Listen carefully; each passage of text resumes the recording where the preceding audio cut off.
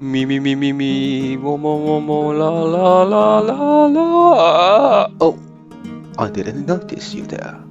Well, I haven't expected any guests to arrive early. Well then, how may this humble bard help you today?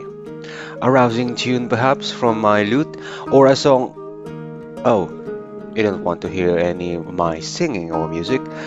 Well then, how about a story? Oh, you want a story? Okay then. Let's see. Ah, let me tell you a story about some far off land to the east, about a family of great warriors and noble houses. I think it goes something like this.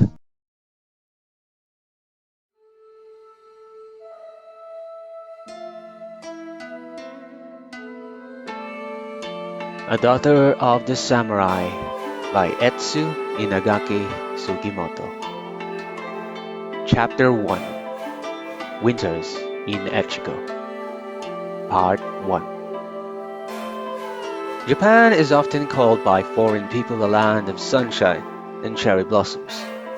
This is because tourists generally visit only the eastern and southern parts of the country.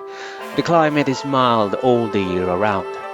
On the northwest coast, the winters are long, snow often covering the ground from December to March or April. In the province of Echigo, where was my home, winter usually began with a heavy snow which came down fast and steady until only the thick round ridgepoles of our thatched roofs could be seen.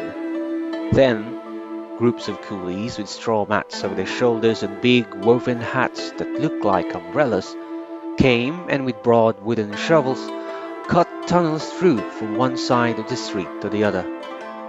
The snow was not removed from the middle of the street all winter. It lay in a long pile, towering far above the housetops. The coolies got steps, for they were carrying snow at intervals all winter, and we children used to climb up and run along the top. We played many games there, sometimes pretending we were knights rescuing a snowbound village, or fierce brigands stealing upon it for an attack. But a still more exciting time for us was before the snow came, when the entire town was making preparations for winter. This always took several weeks, and each day as we went to and from school, we would stop to watch the coolies busily wrapping the statues and small shrines along the streets in the winter clothing of straw. The stone lanterns and all the trees and bushes of our gardens were enclosed in straw, and even the outside walls of the temples were protected by sheets of matting fastened on with strips of bamboo or immense nettings made of straw rope.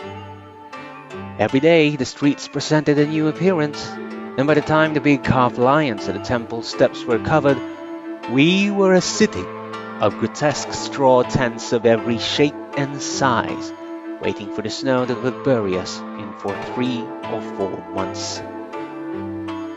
Most large houses had thatched roofs with wide eaves, but the shops on the streets had shingled roofs weighted with stones to prevent avalanches when the snow began to melt in the spring. Above all the sidewalks extended the permanent roof, and during the winter the sidewalks were enclosed by walls of upright boards with an occasional panel of oiled paper, which turned them into long holes, but we could walk all over town in the stormiest weather, entirely protected from wind and snow. These holes were dim, but not dark, for light shines through snow pretty well, and even at the street corners where we crossed through the snow tunnels, it was light enough for us to read good-sized characters. Many a time, coming home from school, I have read my lessons in the tunnel, pretending that I was one of the ancient sages who studied by snowlight.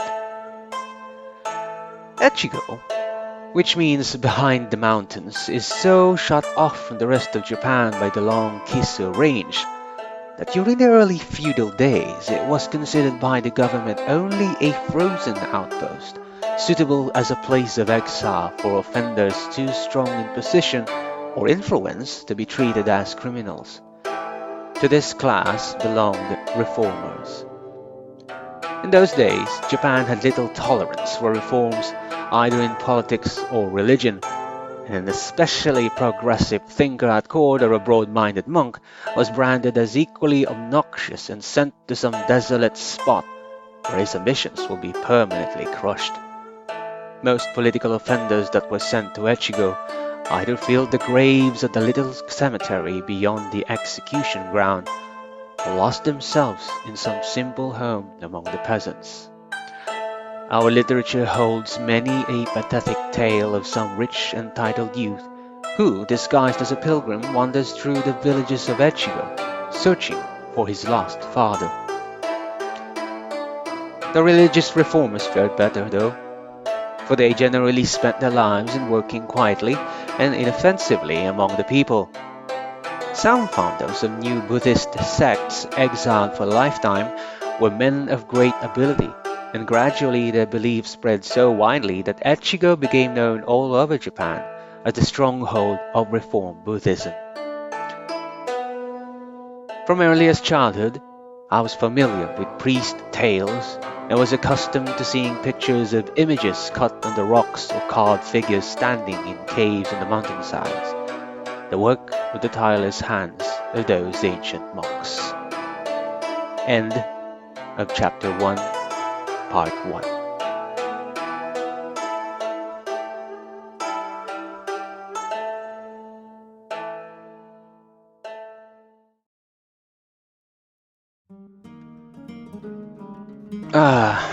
Telling a story works up the thirst something fierce.